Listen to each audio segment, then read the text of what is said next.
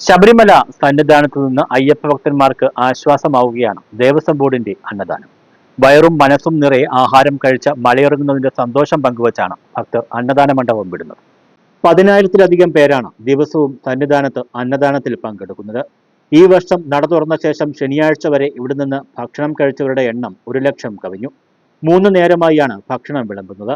രാവിലെ 6 മുതൽ 11 മണി വരെ ഉപ്പുമാവ്, കടലക്കറി, ചുക്കുകാപ്പി, തിളപ്പിച്ചാറ്റിയ വെള്ളം എന്നിവ നൽകും. ഉച്ചയ്ക്ക് 12-ന് ആരംഭിക്കുന്ന ഉച്ചഭക്ഷണം 3:30 വരെ നീളും. പുലാവ്, ദാൽ കറി, അച്ചാർ എന്നിവയാണ് ഉച്ചയ്ക്ക് വിളമ്പുന്നത്. വൈകിട്ട് 6:45 മുതലാണ് അത്താഴ വിതരണം. ഇത് നട അടയ്ക്കുന്നതുവരെ തുടരും. കഞ്ഞിയും അസ്ത്രവുമാണ് നൽകുന്നത്. മാസപൂജയ്ക്കടക്കം നട തുറക്കുന്ന ദിവസങ്ങളിലെല്ലാം അന്നദാനമുണ്ട്. മകരവിളക്കിന് പ്രത്യേക സൗകര്യവും ഒരുക്കും.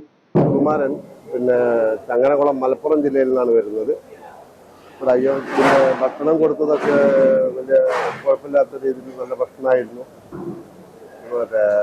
എല്ലാം നല്ല വൃത്തിയിലും കാര്യങ്ങളിലാണ് മുന്നോട്ട് പോകുന്ന കാര്യങ്ങൾ. ഇതാണ്. நான் தமிழ்நாடு விருந்தர் மாவட்டம் சிவகாசியிலிருந்து வருகிறேன். கேரளா மாநிலத்தில் அன்னதானம் ஐயப்பன் அன்னதான குழு மிக சிறப்பாக செயல்பட்டு அன்னதானம் வெகு சிறப்பாக உள்ளது. இதை அமைத்து கொடுத்த குழுவிற்கு நன்றி.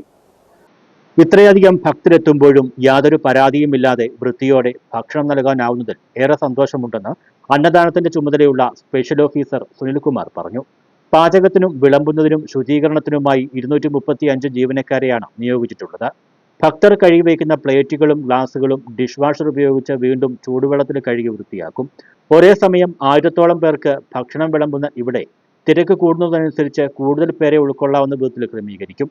ഏഷ്യയിലെ തന്നെ ഏറ്റവും വലിയ അന്നദാന മണ്ഡപങ്ങളിലൊന്നാണ് ശബരിമലയിലേത്.